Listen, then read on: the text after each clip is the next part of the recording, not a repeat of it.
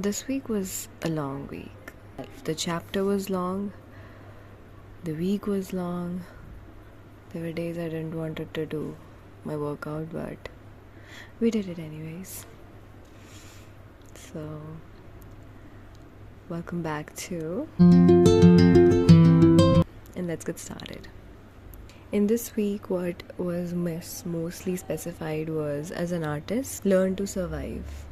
Survive the loss of hope, loss of faith, money, memory, any kind of loss that you face in your lifetime.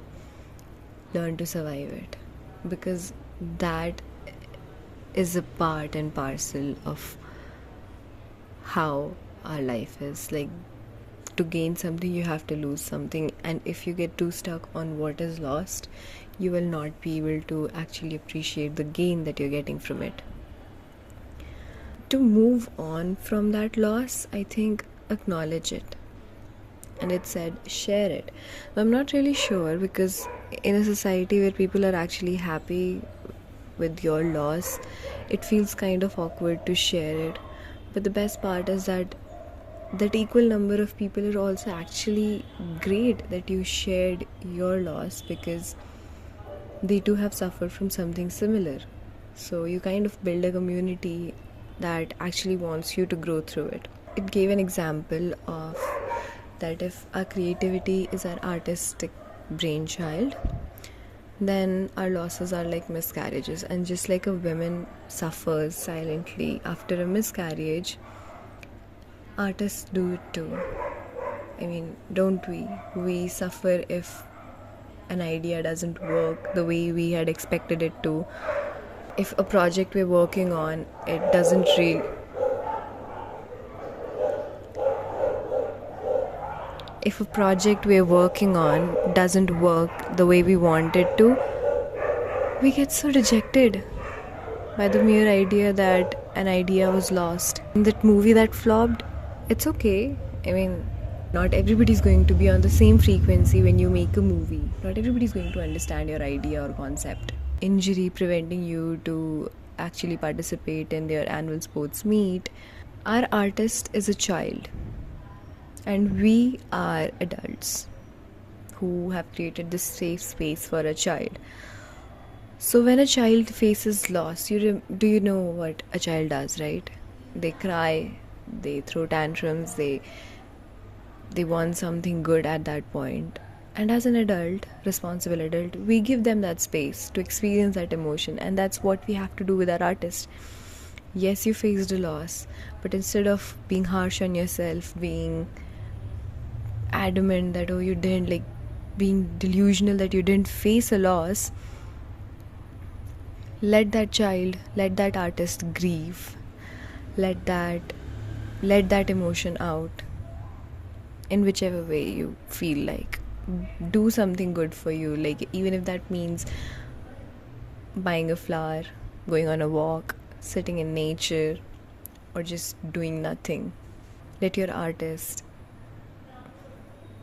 feel that emotion, sit in that emotion, let that emotion pass from you, and then move on. Most damaging loss that an artist faces is in the form of criticism. And no, I'm not saying that criticism is bad. There will be criticism that points out exactly what it should be pointing out in the most beautiful way possible. And as an artist, you will also see that yes, there is something that could have been improved, and I would do it next time. But the criticism that is not, that is actually aimed out of jealousy, that is aimed out of hatred, that is the criticism that hurts. A constructive criticism never deteriorates an artist.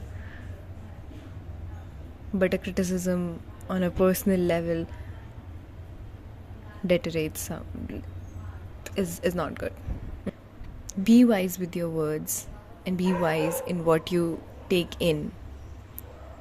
Because there are a lot of words that roam around, and what you allow in your mind and what you allow in your body and your ears defines your self-image. Most of the academics that we have, our faculties, or people who want to teach are actually artists themselves. Some might be really successful and some might have a really good confidence, but most of them are actually people who are angry at their inability to do something great. And so when a student goes up to them with a work of art that they feel is new and creative, they often try to find the nooks in it instead of appreciating what is presented to them. So in our education system,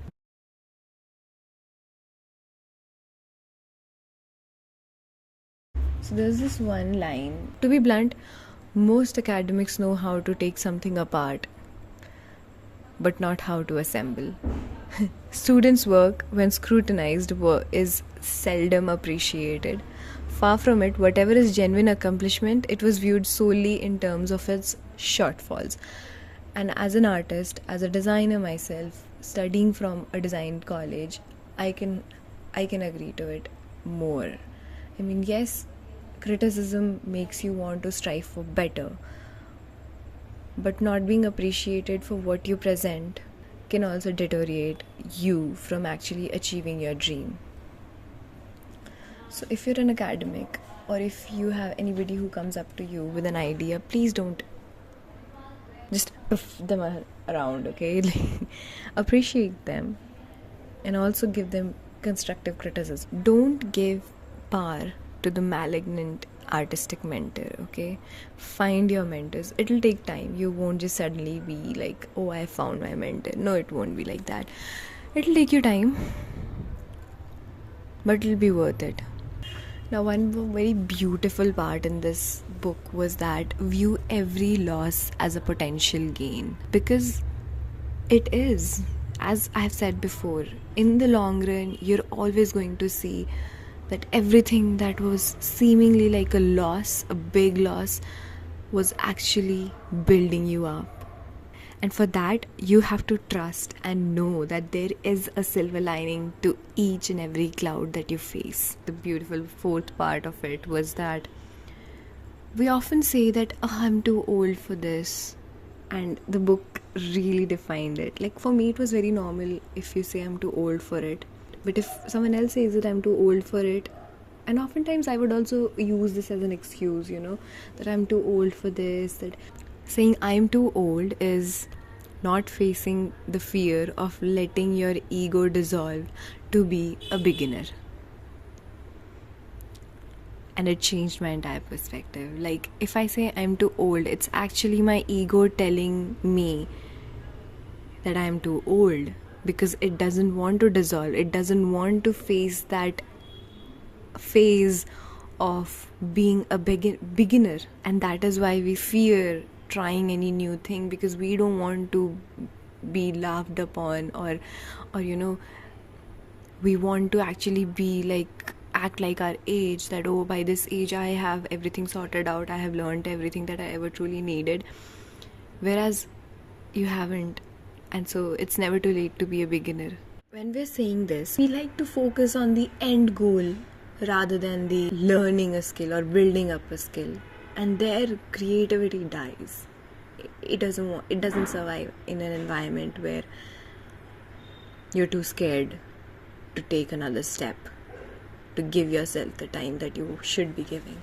We're so obsessed with creating a product and selling it. Like, if I try to make music, I'll immediately think that, oh, I will be, making this music, I will be selling my record to so and so company, I will be moving on to this place, or if I'm running, then I'll immediately think that how will I able to win an Olympic gold medal.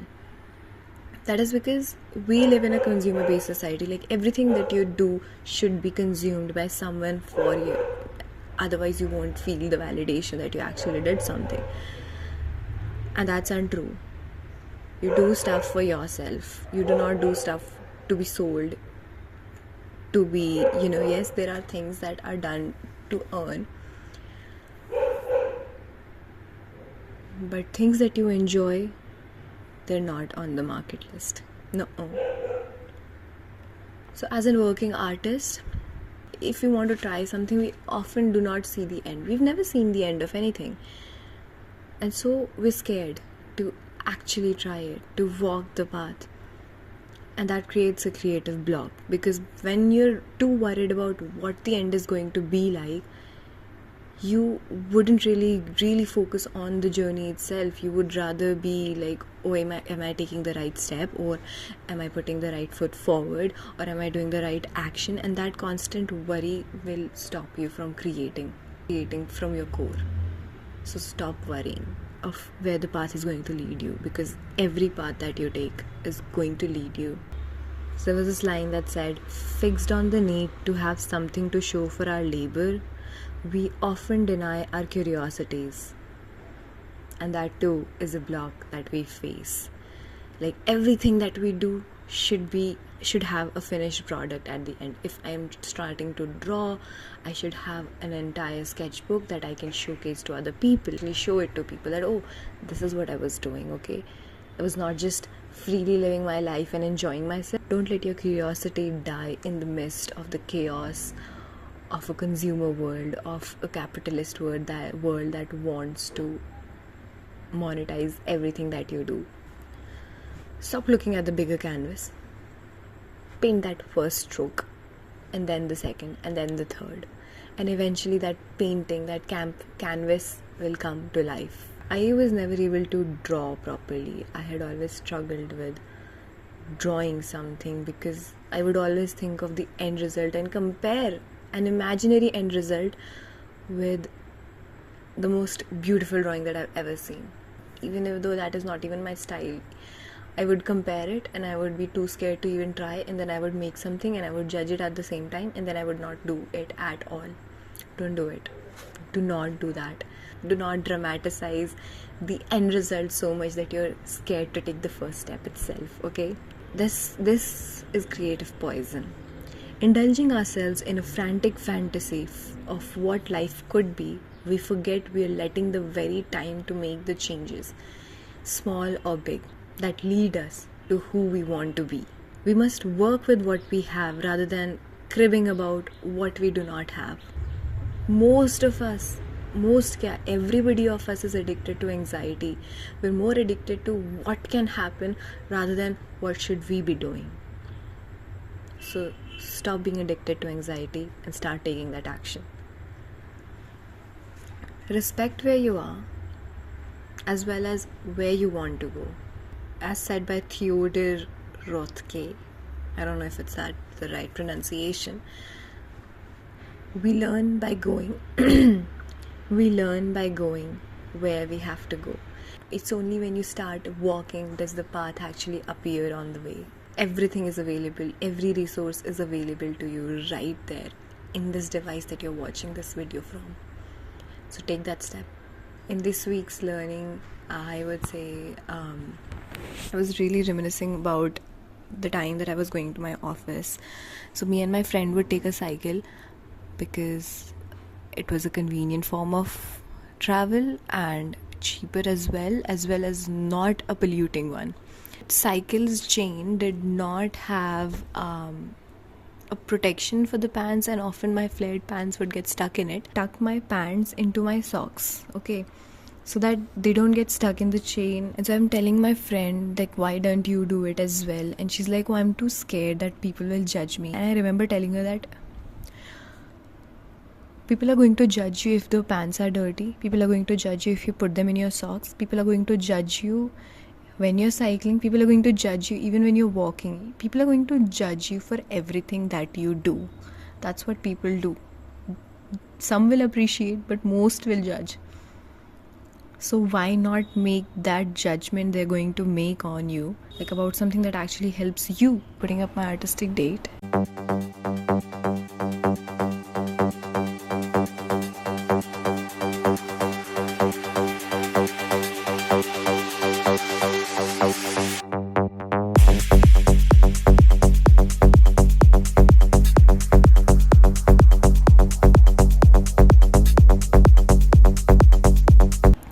Thank you.